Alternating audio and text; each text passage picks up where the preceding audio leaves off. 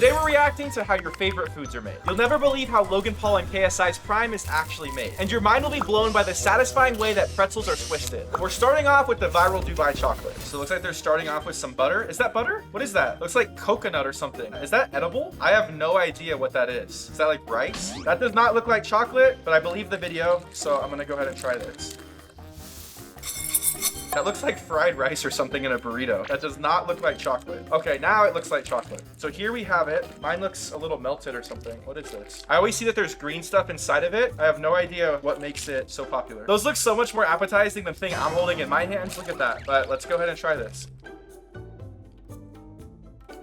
What is the stuff on the inside? It tastes really good though. I just found out that I spent $25 on this thing. It's good, but I don't know if it's that good. My final answer, if it's worth the hype or not, I would say no.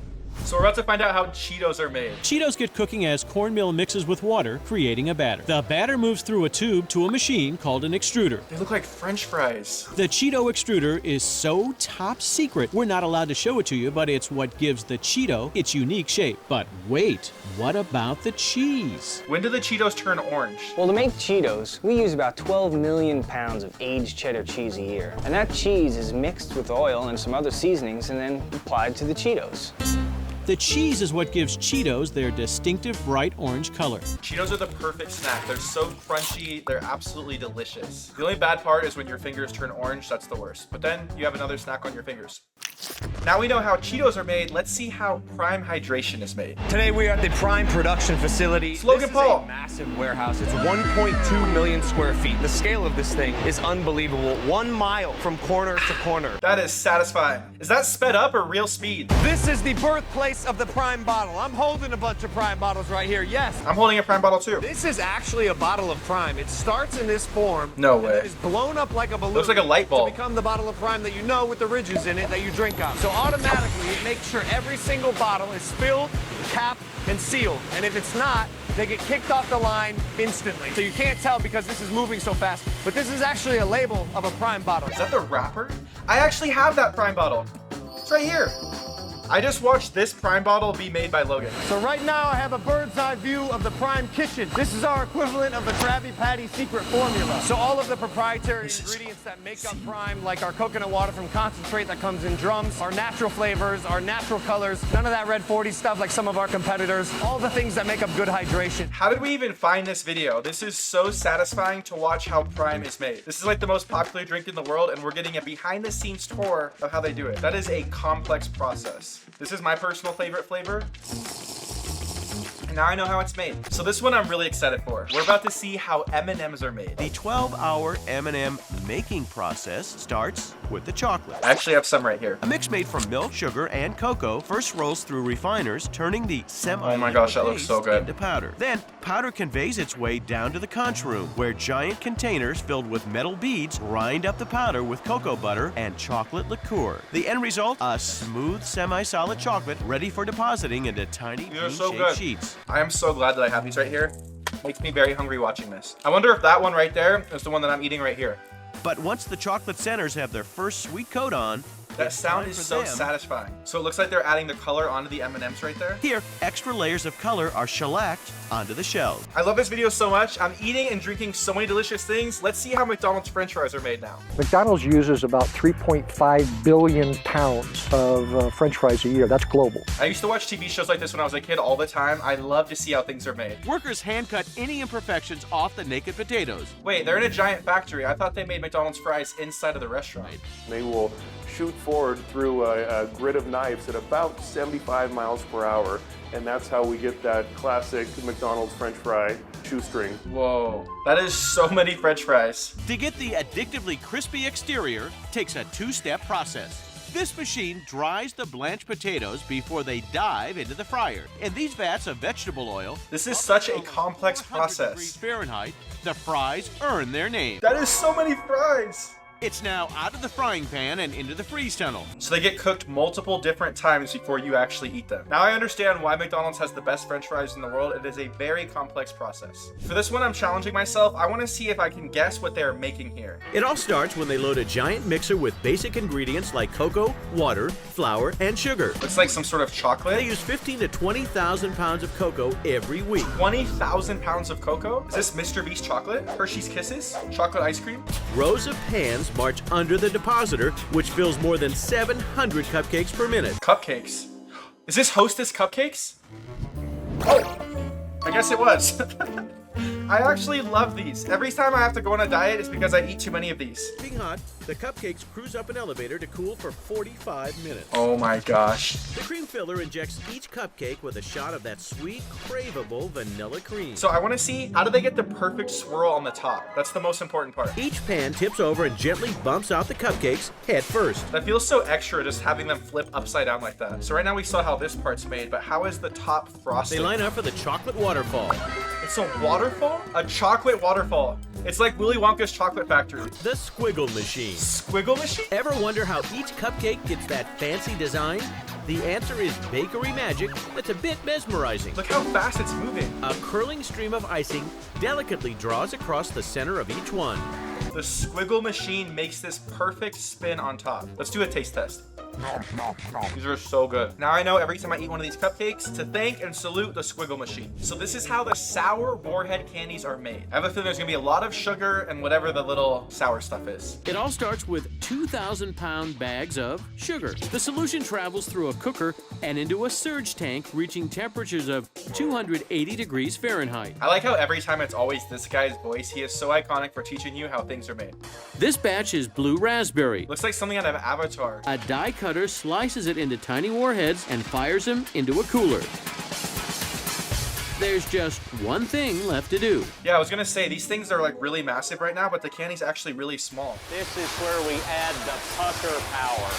Yep, all its sour power comes from a secret powder. And there's the sour stuff. Inside a huge coating drum. There are some people that think that coating that we use might not be from this world, but I have no comment on that. So apparently the candies are made from some sort of alien substance. That is actually crazy. Now we're gonna be seeing how peanut butter is made. A waterfall of peanuts flows off the conveyor belt at a rate of 18,000 an hour. It makes sense to make peanut butter, you start with peanuts. Giant blades now grind the peanuts into a coarse paste. Workers test the mixture to make sure it's the correct color. He's testing it to make sure it's the right color and taste. I'm gonna do the same thing. Cheers. Peanut butter is so good. It looks exactly the same. This creates that smooth, creamy peanut butter texture. It's like a peanut butter waterfall. This is the most important part. The peanut butter has to go in a jar like this so we can eat it. Depositors fill the clear containers at turbo speed, up to 250 jars each Whoa. minute. Machines cap the containers, and then the jars That is receive the crazy. famous Skippy labels. Team Jif or Team Skippy peanut butter? Comment down below. So apparently this is how Taco Bell makes their delicious cinnamon twist. I cannot wait to see this. Is this a DIY home video or is this actually real? Because if this is, nah. Those are noodles. Those are like macaroni and cheese noodles, bro. Is this actually how Taco Bell does this? Because if so, I'm gonna be doing this every single night. Well, I'm gonna ask my mom too. They just grew like 10 sizes. Okay, now they're shaking. Wow. This is actually real. Unfortunately, there was no audio or any sort of text, so I got the visuals on how to do it, but I don't have like any recipes or anything. So I gotta keep going to Taco Bell. I have no idea what this one is, so we're gonna see if we can get it right. If I guess it right, you have to subscribe. First soybean oil, then the vanilla and coloring. Oh, and don't forget the sugar, and plenty of it. Of course, it's in a giant factory like always. Then the batter is transferred into tanks. There's batter, maybe some sort of cake. Where it's joined by water and flour. That gets pumped in What for the is this? silo. There's no way it's a Hostess cupcake because we already had that. Is it Oreos? That looks like Oreo cream in the middle. It's dough though. What is this? Machine squirts out a row of 6 circles of dough. I have to get this right before they tell me. I have no idea. Oh, it's a fortune cookie. Those are the little fortunes on the inside. Whoa, that's actually crazy. I've always wondered how they put the fortune inside of the fortune cookie. My fortune for you is you have to subscribe since I got it right. This is how Nerds ropes are made. The sugar spins in pans like this and slowly grows into lots of uniquely shaped nerds. This is what they look like before they add color. Whoa, they look so weird where they don't have the color. Meantime, the gummy center cooks with gelatin, sugar, and a special ingredient, citric acid, for fruity flavor. The best part of Nerd's Rope is the gummy center. Countless little candies cover the long, sticky red ropes. Then they cut them and cool them down. I don't think there's any better candy on the planet than Nerd's Ropes. So good. So far I've gained 15 pounds in this video trying all these snacks. Let's see what we're making next. The honey bun concentrate. Honey bun concentrate. I'm not sure that I'm super familiar with honey buns. Is that like before my time? I am very old though, so maybe I do know what it is. Dusted with cinnamon and then rolled into that iconic honey bun shape. Every single one of these factories looks so expensive. And it then is fed into our guillotine process where it's cut into individual pieces of bun. How do I not know what a honey bun is? Maybe once I see it, I'll know. I don't really know why I don't know what a honey bun is. Oh, it's one of those. I knew that I would know what this looks like once I saw it. I love eating junk food, so now I know what it is. Genius contraption flips them to ensure the perfect brown bun. Oh, look at that. The flip. The sound is so funny. Every one of these factories has had a beautiful waterfall, a chocolate, icing. That is so amazing. See if you can guess what this next thing is with me. With combining the ingredients in large mixing machines. All right, we got a bunch of ingredients. What is that? Like After it leavens, flour? the dough is dumped down a long chute to a laminator machine. I feel like this is a Twinkie. It's got yellow. It travels by conveyor belt. Oh, goldfish crackers. This is the moment of truth. I always get things thrown at me. The most amazing, At least they're delicious. surprising, interesting thing about making goldfish is when the dies roll across the dough. Over 50 goldfish are made in just a fraction of a second. 50 goldfish in half of a second. I'm gonna eat some of these right now. Oh! They need a video on how to open these better. So apparently thousands of these are made every single second. Let's see how many I can eat in a second.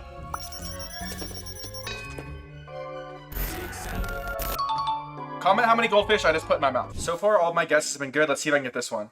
The multicolored meal starts out as plain white rice. White rice. So much, in fact, it arrives at the factory in rail cars. Rice only. The dough is dumped down a long chute to a laminator machine, which flattens it.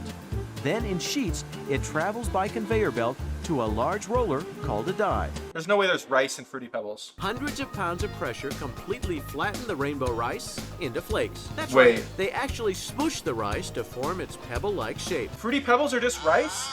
So I've been eating rice this entire I think rice is healthy. I actually had no idea that there was rice inside of Fruity Pebbles. Would you believe workers pack up 44 million pounds of Fruity Pebbles every year? I had no idea that Fruity Pebbles started out as rice. That's actually mind-blowing. So this is how a cake is made. Is it like all robotic? I thought bakers made cakes. This is an entire robot factory. Oh, that actually looks really good. It looked like mint chocolate chip on the inside. It's really weird though, like the bakers aren't doing anything except kind of just watching the robots. Everybody's afraid that AI is gonna take our job. It looks like robots already did that years ago. This is kind of crazy. Ooh, chocolate cake is my favorite. It's so weird that the robot is icing it. It's a perfect spin. There's like no humans involved. Oh, look how it's stacking it. Wow. This robot is capable of everything. It's making so many different flavors of cake. Next time I eat a cake, I'm gonna thank the robots, not the bakers. So I've seen a lot of videos on how donuts are made, but never these type of donuts. These are the iconic pink donuts that Homer Simpson eats in The Simpsons. Oh my gosh, the sprinkles. That looks so delicious. What is this?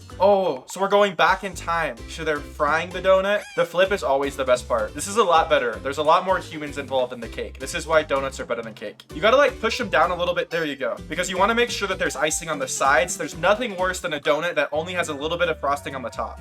I feel like that guy could have done a little bit better. At least it's got sprinkles. Sprinkles make everything better. So this is how cherries are made. I thought cherries just grew with a seed outside. Grinding before pitting helps the cherries keep their shape. Smaller cherries like these might end up as chocolate-covered cherries. What type of cherries are these? Why are they yellow too? What is going on here? After the cherries are pitted, they're placed in large vats where they receive their coveted color and flavor. I thought cherries were already red. Why are they dyeing it red? Wait, are cherries actually not red? Why were the cherries yellow and now they're dyeing them red? I thought cherries were naturally red. Oh, it looks like boba. It's like a boba waterfall, but it's cherries. So I actually have these right here. I'm not even sure what they are. Mascherino cherries. Not very good at reading, but I can eat them. So good. Maraschino, sponsor me. Love it. This next video is how caviar is made. I got a few sturgeon, so let's make fresh caviar. First, we have to suit up. This is raw caviar. Separate the caviar from the Wait. ovaries. Now we wash the caviar. The fish never gives birth to the eggs. They take it out of it when it's dead. Then it's packed into a tin like this to mature. Pack the tin. And now we taste. Why does it need to mature? That's the Rolls Royce of the sea. Rolls Royce of the sea. I've actually had caviar on the world's most expensive flight. It was $25,000 for one airplane seat, and the caviar was disgusting. They said it's acquired taste. I don't think I'll ever acquire it. We're starting things off in another giant factory, of course. What is that, like Cheeto dust, Cheez-Its? This is what's called the extrusion process. Extrusion Inside process. this machine, the cornmeal and water are heated and kneaded along a central screw. It's crazy how everything has water inside of it. It's so important. So apparently this is how Funyuns are made. There is so many of them. I always thought that there was like onions on the inside of those. They look like onion rings, you know? Is there? I don't know. I have no idea what these things are. Oh, I caught that. I get stuff thrown at me all the time. Wait, I'm so disappointed, bro. Those are perfect rings on there, and this one's like, look, there's not a single perfect ring. Did we get clickbaited? That's an L. We have a lot to clean up in this video, so please subscribe. So this is how my favorite snack, pretzels, are made. The machine automatically adds. Wait, that looks like chocolate or something. Corn syrup. Corn syrup? Seems like there's corn syrup and water inside of everything. I wonder if humans have corn syrup in them. A worker then opens the mixer and slows the blades to help the dough fall out. Whoa. This kind of looks like how hot dogs are made. I've seen those videos, and that is gross. That's such a small little piece of dough. Oh, okay, they're stretching it out. It's getting like a little massage, a pretzel massage. Are they about to spin it? Oh, wow. Look how quick it's doing that. I've seen them do that in the mall where they grab the dough and they start spinning it around, but apparently this factory can just do it with a robot. The plate then gently flips the pretzel dough onto another plate below. Next, they move through showers. There's another of liquid waterfall. sodium hydroxide, heated to 180 degrees Fahrenheit. Every factory has a cool waterfall. So the pretzel will be chewy when you eat it. The pretzels are piping hot and golden brown. Where's the salt? No salt? You have to put salt on your pretzel and have a little bit of cheese. No mustard though. I don't really like mustard. We're gonna see how these little guys right here are made. They are extremely delicious. Paper liners are dropped into circular slotted trays on the conveyor, but it's not perfect. So workers stand alongside the conveyor checking for any paper liners that land sideways. Every single one is hand checked. Why is that person not wearing gloves? That's at least the second time in this video I've seen someone not wearing gloves when they're making things inside of a factory. Okay, so they're starting with chocolate at the bottom, and then I'm guessing they're gonna splat a little bit of peanut butter in, and then chocolate on top. Let's see. Next, the chocolate gets hit with a quick blast of Oh, air there's the from peanut above, butter. spreading it evenly across the bottom. So it goes chocolate, peanut butter, and then chocolate on top. It's basically like a little peanut butter sandwich. Now, the star of the show makes its grand entrance. Oh wait, I'm wrong. This is the peanut butter. Wow, they're like perfectly slicing every piece of peanut butter. With one last pour, the top layer of chocolate is dropped in, capping off each cup as it moves beneath the depositor. I saw they just came out with Reese's cups that have like jelly in them, so it's like an actual peanut butter and jelly sandwich. I want to try that. I guess the last thing to do is to actually just try it. It's so delicious. Oh, they're getting the wrapper now. That wrapper is so iconic. Some people say pineapple belongs on pizza, some people say it doesn't, but I guarantee you everybody loves pepperoni on pizza. So we're gonna see how pepperonis are made. The meat mixture travels along a conveyor belt while a pre-mixed blend of spices is automatically sprinkled evenly across it. This ensures the seasoning is well distributed throughout the entire batch. Finally, everything is transferred into a large mixing vat where it's blended thoroughly for about 5 minutes to create a perfectly uniform mix. I mean, I knew pepperoni was meat, but I wasn't expecting it to look like that. Forming firm, uniform pepperoni sticks. What the heck? Each stick is then tied off at both ends. It looks like a giant hot dog or something. This is crazy. They're just like dangling the pepperoni. Is that mold on it? A natural white mold known as Penicillium nalgeovens begins to form on the surface. They allow us to actually eat mold? I am holding mold right now. This mold can grow naturally within the aging chamber or be sprayed on intentionally to ensure an even coating. I had no idea that it was so weird how they made pepperonis. I feel like I'm never gonna eat pepperoni again in my entire life. Within seconds, the pepperoni is cut into perfectly uniform slices, each about 2 millimeters thick. That was so satisfying to watch them cut the pepperoni. Pepperonis are delicious, but they're made in a very weird way. And you're really weird if you don't subscribe, so subscribe right now and click these videos.